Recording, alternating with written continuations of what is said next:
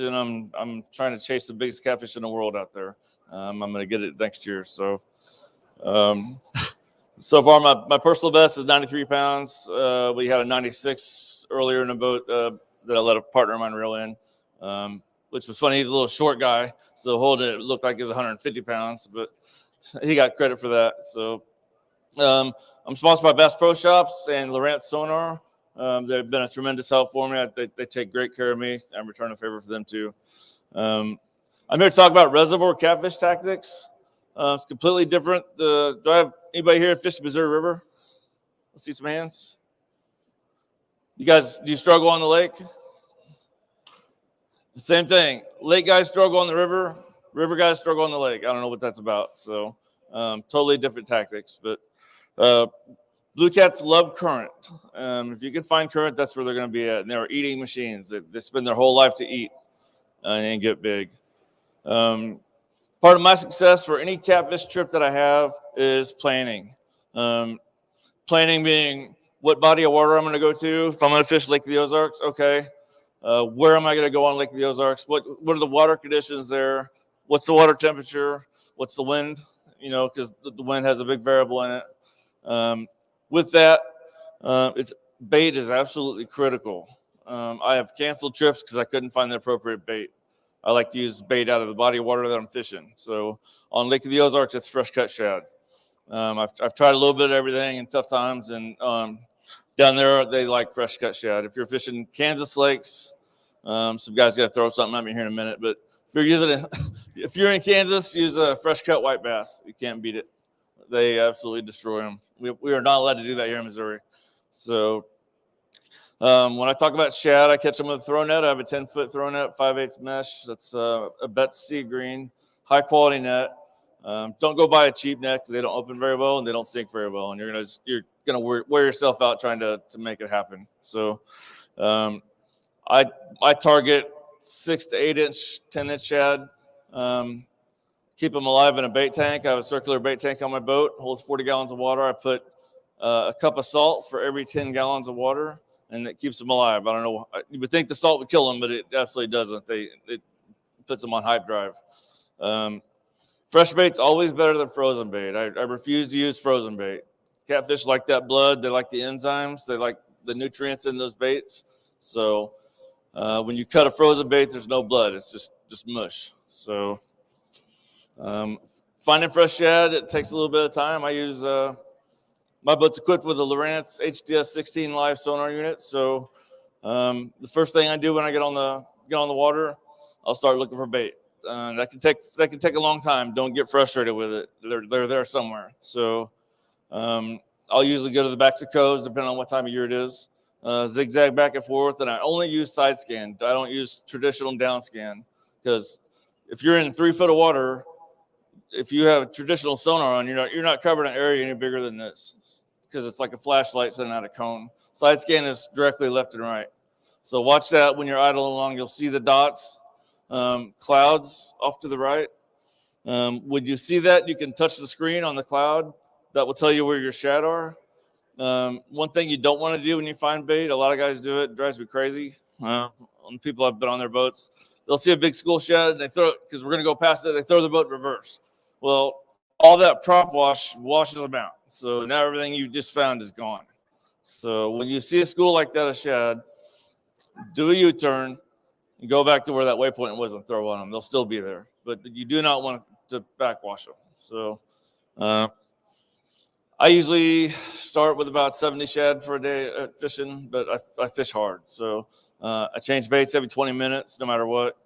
There's a lot of conspiracy. Is the head better than the body? You know, the only thing I won't use is a tail. I haven't had that much luck on tails. So mainly I use heads and body chunks. They have all that blood and enzymes. So that's what the fish want. I use, for terminal tackle, I use 8/0 Demon circle hooks. Actually, Steve Douglas turned me onto it back when I was watching his YouTube channel. Started using them. I thought, if he's using them, I might try them, see how I do, and they're amazing. I will never, ever, ever use a different hook. 10/0 Demon circle hooks. It's critical to use a snell knot So it keeps, I should have brought one with me. It keeps the hook loaded. So if you have a hook that's nailed and you try to run it over your hand, it will automatically turn and put itself in position to be hooked. So I use 60-pound, I use a 2-watt 3-way swivel and 60-pound monofilament leader, usually about 18 inches. And then my main line is Bass Pro Shops 80-pound braid.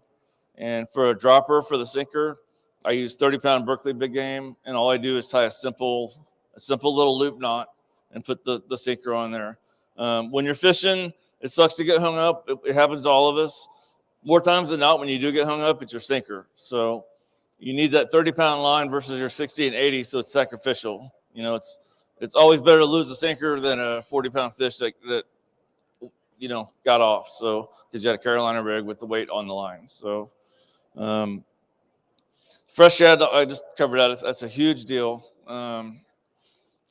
Next, what I look for is sonar. You have to have, you don't have to, but it's nice to have a good sonar unit. So depending on the time of year, we'll go over seasonal patterns. Right now, the fish are staged up in holes, deep water, 40, 50-foot holes. On every lake has an old river channel going through it. Even ponds, creeks, everything has an old river channel. That's your map. That's what you need to find. And the fish will always be using that as a thoroughfare. So outside bends, they cut close to the bank. They're usually 50, 60 feet deep. The big blues will lay up in those holes. They're safe there. They're not subject to a lot of weather, a lot of wind, a lot of current. Find those spots and set up outside of those on ledges where you'll have the hole and then it comes up out of it to meet a flat. So if you can anchor, I'll say 32 feet deep and fan cast some over into that 60, some straight off the back, some over in that 30-foot of water.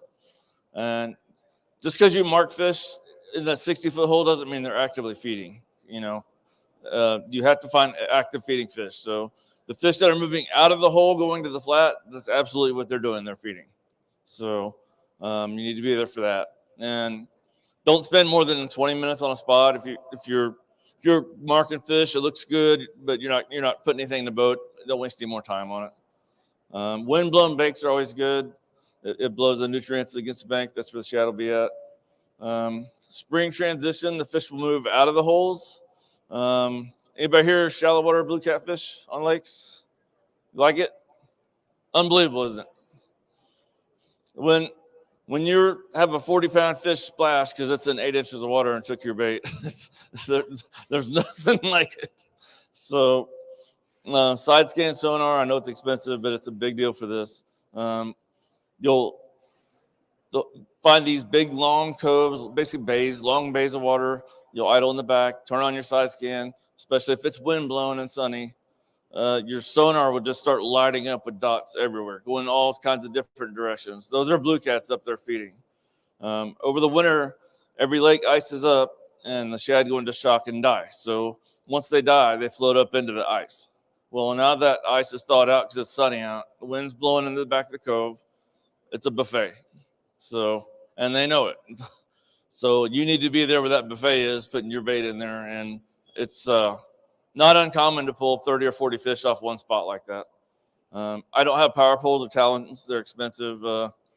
Guys like me, I just use a 2-inch piece of exhaust pipe. I drive one in the front of the boat and another one off the back. You just don't want it swaying around in circles. And you're not casting to a target. You're just fan casting around the boat. A lot of times before you've got to your third or fourth pull, the first one is laid over peel and drag off because they're up there feeding. So I know David does too. You got a 50 that one year, didn't you? Doing it? All right. So it's a blast, and they're aggressive. Question, go ahead.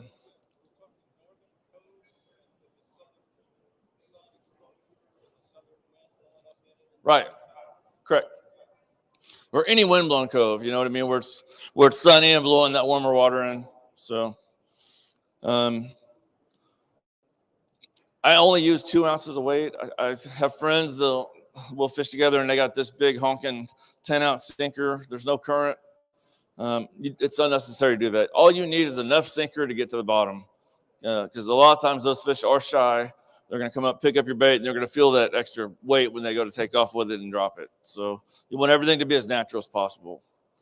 So that pattern goes on usually up to May. Then they'll start moving back out of the bays, out on the channel. They're in pre-spawn mode. They spawn in June. So May's here. They're eating hard and heavy, following the schools of shad that are now out cruising the main channel.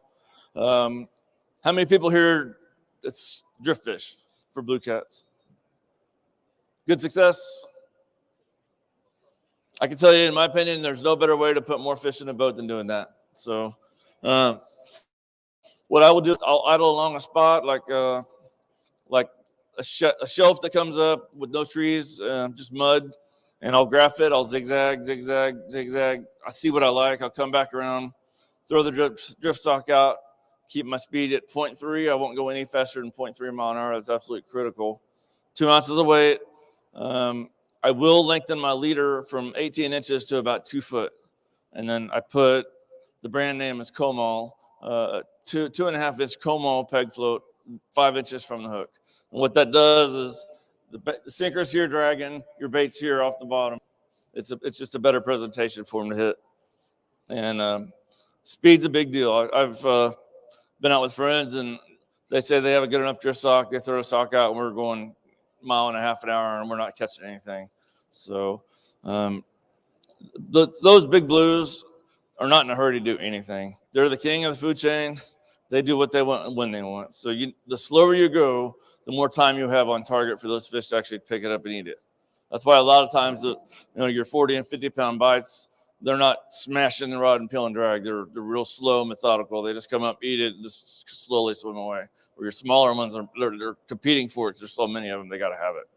So with the circle hook, just barely put the hook in the bait. I see a lot of guys bury it halfway into it. You just barely want it on the hook. And make sure to scrape the scale off the tip of it and snell it. That's really about it. 0.3 mile an hour is it for speed. So, and then fall pattern gets here. Things start slowing down a little bit. They'll start moving back in the bays. They can be, it's feast or famine. They can be sluggish or they can feed really hard and heavy. Sonar is everything. If you're looking to buy a new sonar unit, they're expensive. I recommend getting something with maps. I use my maps more so than I do my sonar. If I go to Wheeler, I travel a lot. I know Ron and Wanda, they travel a lot too. Places I've never been, I'll sit at home and turn my unit on and I'll look at the maps. This is interesting. I'll drop waypoints. These are places I'm going to go take a look at. So once you get to those spots on the water, look and see if there's fish there. Most of the time there are, because big catfish are creatures of habit. There's something they like about a certain area, so they'll stay there. Same thing with deer hunting. If you've ever shot a giant buck out of a tree stand, the next year you'll probably get another one. There was something about that animal liked. Catfish are no different than that. So, but speed is absolutely critical. Drift fishing's it's a great way to fish. When I'm drifting, I'll have 6 rods at a time out, and yes, they get tangled. That just adds to the fun. I put the first 2 in the center out 100 feet, the next 2 75 feet, and the next 2 50 feet. And it doesn't matter what you do; they're all going to get tangled. So it's just how it works. So, all right. Does anybody have any questions for me?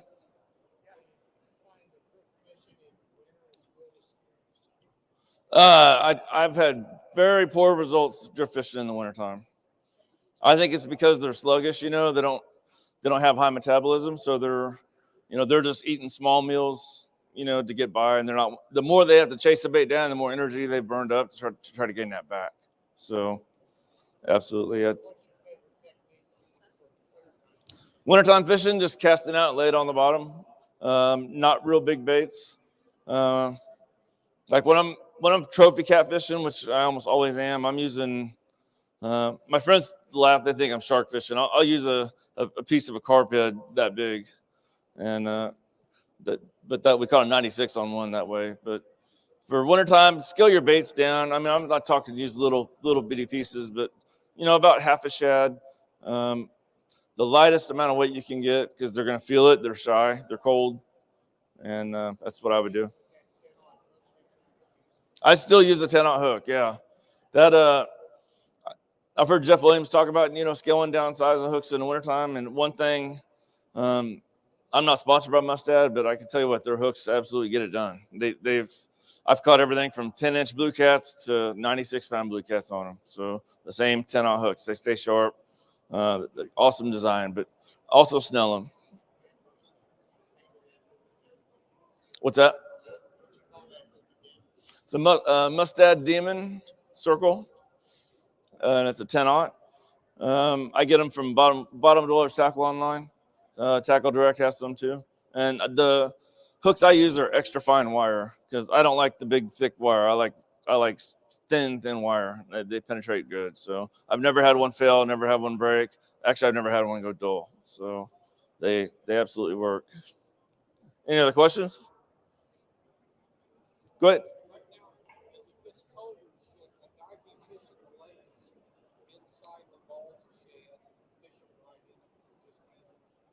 I think so. It can't hurt. So yeah.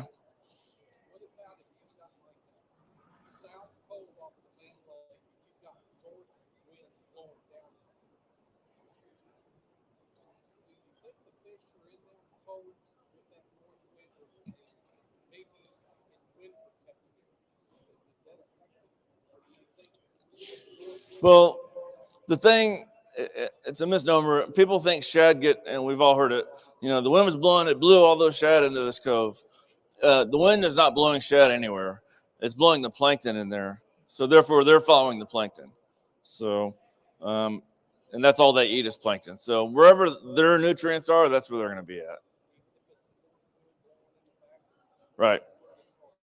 Yeah, if they're there, if they're there, there's going to be blue cats not too far behind. They know what's up. So that's how they survive. So go ahead. Correct. Yes, good. Been there. I learned the hard way. Yes, use non-iodized salt. A cup of non-iodized salt for every 10 gallons of water, and it's best if you can use well water too versus standard tap water. Bass Pro Shops does have a product that it takes the salt or the chemicals out of the water if you don't have well water. So, but have you ever put salt on the shad?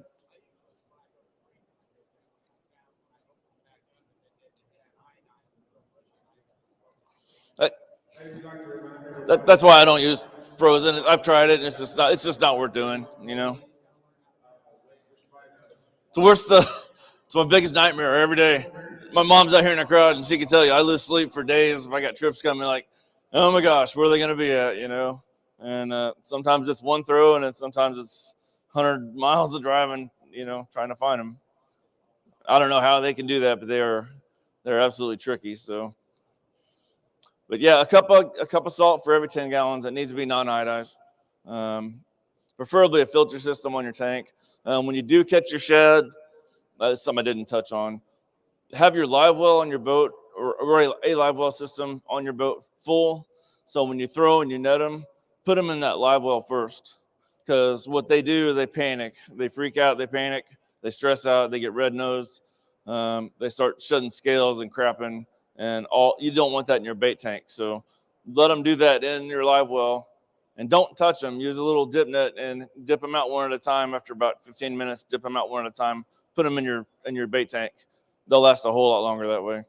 Something I should have touched on. Sorry, I forgot. Anything else? Go ahead.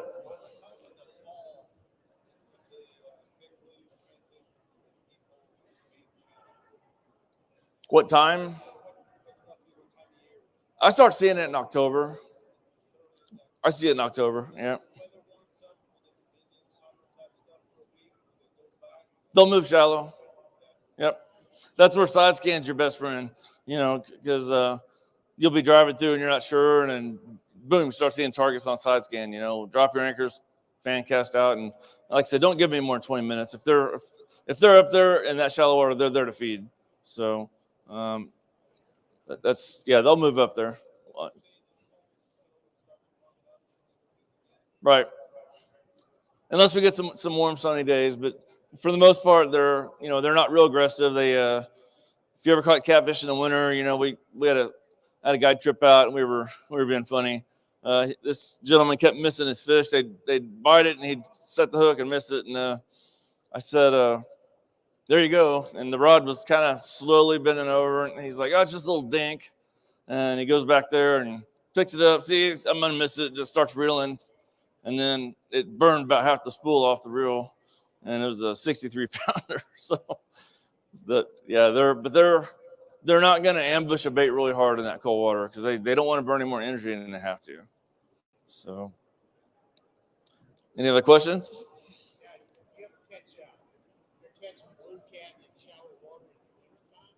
I have, not very often, but I have, yeah. And the ones that I have caught in shallow water in the wintertime aren't very big, mainly that 5-pound variety.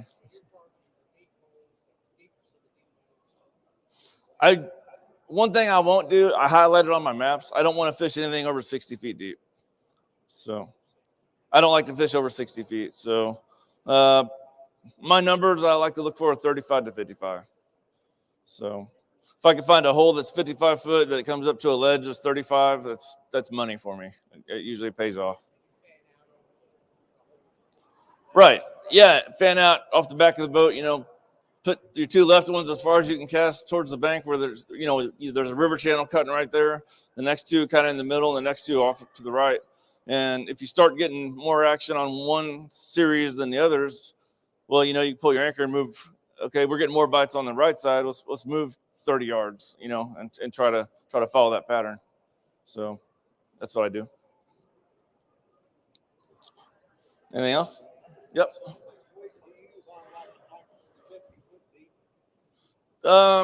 In the current or no current? 2 ounce. I just use 2 ounce. It takes a little bit longer to get there, but I don't like having a lot of lead on mine. So, and those fish are going to feel that when they do pick it up. So, yeah, I just use 2 ounce. How much weight do I use in those deep water holes, those 50-foot holes? So, yes, sir. My dropper on the weight is usually 6 to 8 inches. And what I do on that, I don't have one with me. I wish I did. I'll try to bring one tomorrow. What I do on that, I'll just make a big giant loop and just cross it and tighten a simple knot. That way, when you're putting your sinker on, you just slide it through and wrap it. And if you want to change it, you don't have to cut it. You can just unwrap it, and they'll hold up fine. So, non-drifting, I like 18 inches a leader. If I'm drifting, I like about 2 feet. But if I'm drifting, it's also, you need to be cautious about the style of bait that you've cut, because you don't want it twirling. If you hook it at the wrong side, it'll sit there and spin, and your leader will get all tangled up, and then it makes it weak. So, right, yeah, you can tell. Just drop it off the side of the boat and pull it along, and you'll see what it's doing. So.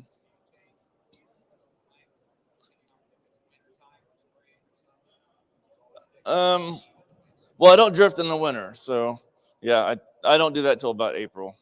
So, but I like 18 inches. Just seems to be a good number for me when I'm anchor fishing. So, because if you're using more anchor or more leader on your anchor fishing, that's going to be whipping around all over the place. So I want it to be pretty well set in one spot. So. All right. Anybody else? Yes. What's the magic number you stop drifting at? Water temp, 55. Yep. So, and I don't start up till later than 55 in the spring. I like to be about 65 in the spring. Main reason is you can't compare 55-degree fall water to 55-degree spring water, because the water's coming from being hot and getting cold. So they've got high metabolism, where spring, it's coming up. So they're coming out of being cold. So they're still kind of in a funk. So.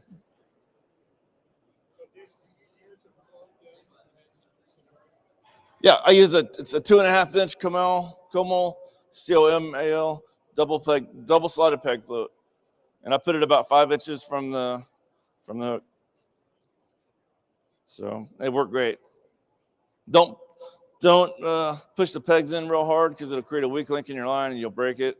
So you're just gonna lose some floats. But I see guys drive them in there as hard as they can, and it pinches the line. So drift fishing is a very effective way to fish, but speed is also a very big deal. No more than 0.3 mile an hour. 0.1, I mean, as long as you're moving. So trolling motor is your best friend. I throw a drift sock out, and then I throw the trolling motor out the front, and I have a remote, so it's got my speed on it, so I can control what's going on, where I'm going. If I see a contour on the map I want to hit, you can just idle over to that. And another thing to do if you get on good fish and you're catching, I drop a waypoint for every 30-pound fish I got, and there's one spot I have, the screen almost blacked out with waypoints. So that's how you develop patterns, and those fish are there for a reason. So if you start marking big fish and catching them, drop a waypoint so you have it. Don't let your friends see it. Right. Anything else?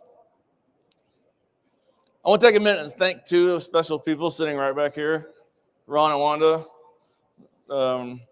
won the boat down in the King Cat, so everybody say thanks to them. They're shy. And last but not least, a big thank you to Steve Douglas for putting this on in Kansas City. This is awesome. Everybody give a round of applause one more time for Chris. He did a great job. Thank you, Chris. And you can see Chris in the other seminars again tomorrow. If you come back, we'll have some more tomorrow, so don't be afraid to come over if you miss something.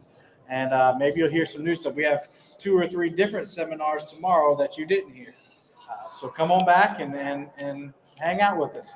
If you have any more questions, I'm sure Chris will be happy to answer them once he gets off stage. Thanks, everybody.